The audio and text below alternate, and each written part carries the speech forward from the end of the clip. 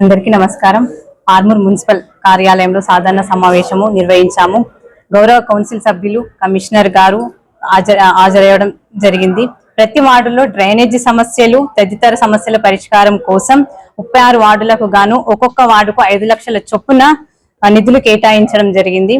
అదేవిధంగా 44 ఎజెండా అంశాలు పెట్టగా గౌరవ కౌన్సిల్ సభ్యులందరూ ఏకగ్రీవం చేశారు. పార్టీలకు అతీతంగా అన్ని వార్డులకు అభివృద్ధి చేసేందుకు కృషి చేస్తామని కూడా తెలియజేస్తున్నాను. మున్సిపాలిటీని అన్ని విధాలుగా అభివృద్ధి చేస్తానని కూడా తెలియజేస్తున్నాను. గౌరవ కౌన్సిల్ సభ్యులు మాకు సహకరించాలని కోరుతున్నాను. Thank you.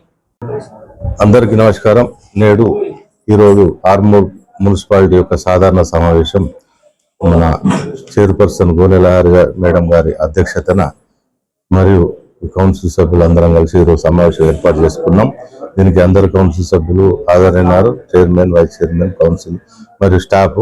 ఇందులో భాగంగా ముఖ్యంగా ఏంటంటే వర్షాకాలం సీజన్ కాబట్టి ముందు మనకి ఎక్కడైతే డ్రైనేజ్ సిస్టమ్ కరెక్ట్ లేదో అక్కడ కొంచెం ఈ కచ్చా డ్రైన్లు ఏర్పాటు చేసుకోవడం కానీ, ఉన్న కచ్చా డ్రైన్లను, మేజర్ డ్రైన్లను జేసీబీ ద్వారా, మ్యాన్ పవర్ ద్వారా క్లియర్ చేసి ప్రమాదకరంగా ఉండే ముందస్తుగా గుర్తుంచుకొని క్లీన్ చేయడం జరుగుతున్నది.